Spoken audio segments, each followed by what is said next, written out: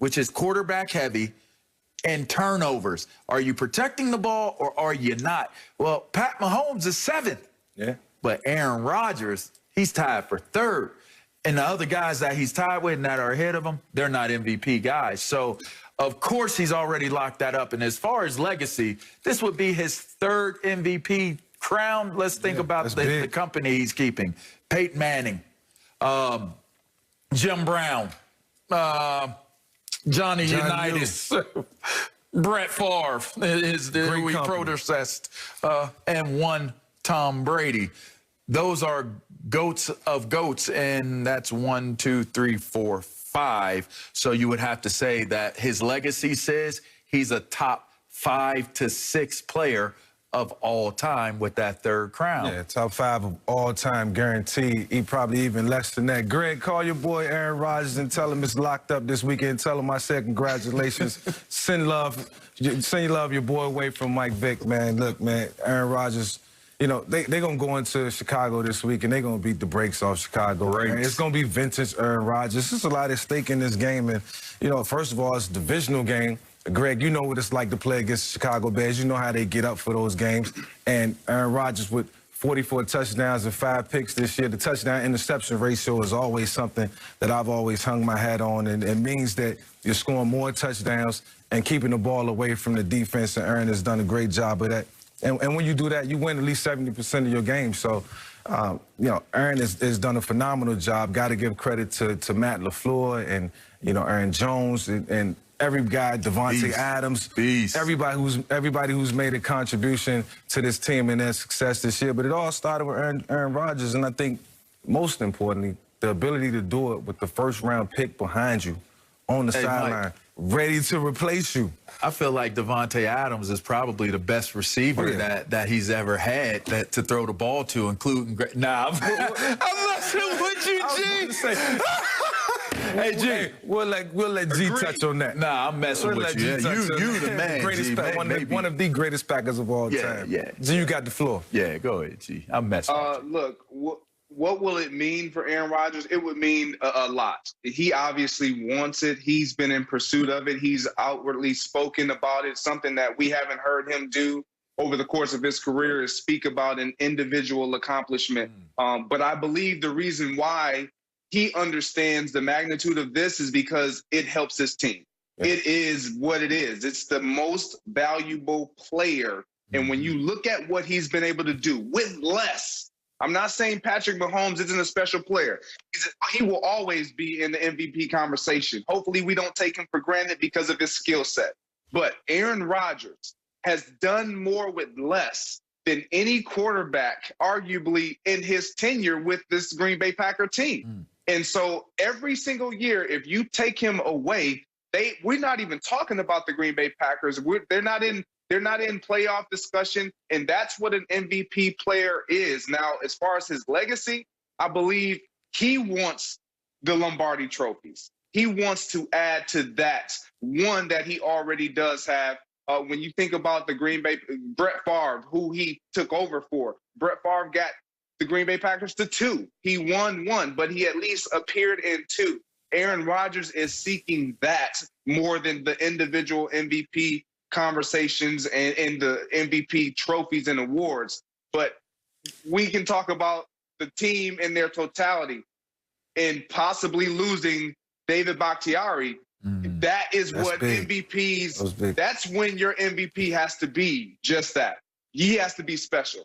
Because if he doesn't have that guy on his blind side protecting him, we know Aaron Rodgers is one of one that could really eliminate that from being an issue moving forward. And Mike, I will bounce back on you on this. You said that the Green Bay Packers are going to destroy the Bears. And don't get me wrong. I understand where you're coming from, but I disagree. This Chicago Bears team is looking pretty good, and Mitchell Trubisky is playing a different style of game. I'm not saying that they win, but I like what I see out of the Chicago Bears. And this weekend, it has no bearings on the MVP conversation because of what Patrick Mahomes has not done over the last few weeks. Greg, you know what I like about this game this weekend is the fact that Mitchell Trubisky has to show up. Like, he's going to play against the Green Bay Packers team who's fighting for the #1 seed, so he's going to get Green Bay's best. So I can't wait to see how Mitch responds.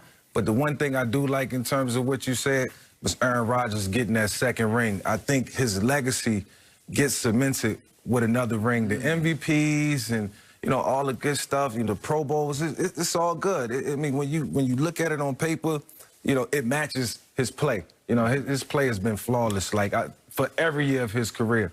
But to host that second trophy, I think will put Aaron Rodgers in the lineage with the all-time greats, just like you said, LeVar, and put him, you know, right where he needed to be as far as legacy, man, because, you know, it's all right there for him. It's staring him right in the face, and I think it's a line this year where he might have to beat one team, that might be the New Orleans Saints, to get that chip.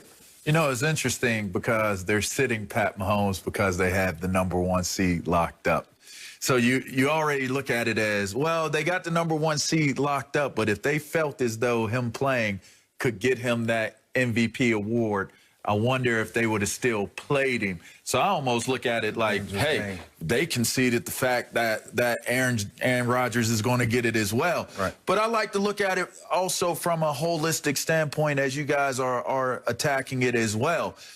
You look at this running game. And I know we're saying, you know, Bakhtiari's gone down with the injury. I get that.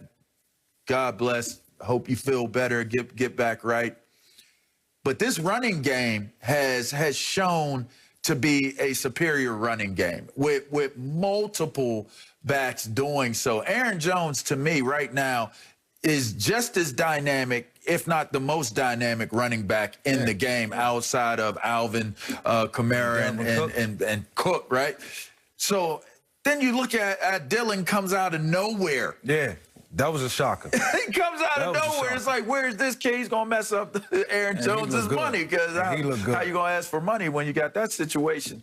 Then you start looking at how Devontae Adams is playing and how well he uses his feet and how he was looking like he had like those all-terrain vehicle shoes and treads on. Like, how are you making people miss you and how are you not slipping out there on the field?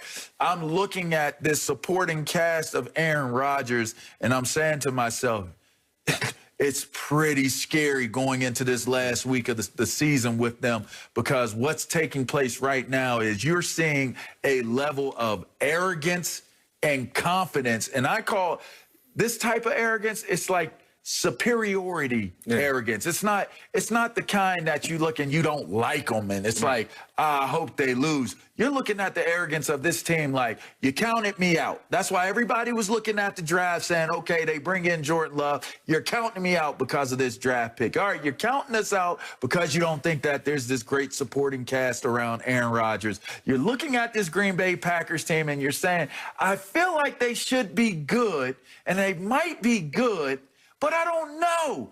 Yeah, the same team that's one game away from playing in the Super Bowl a year ago with a new head coach.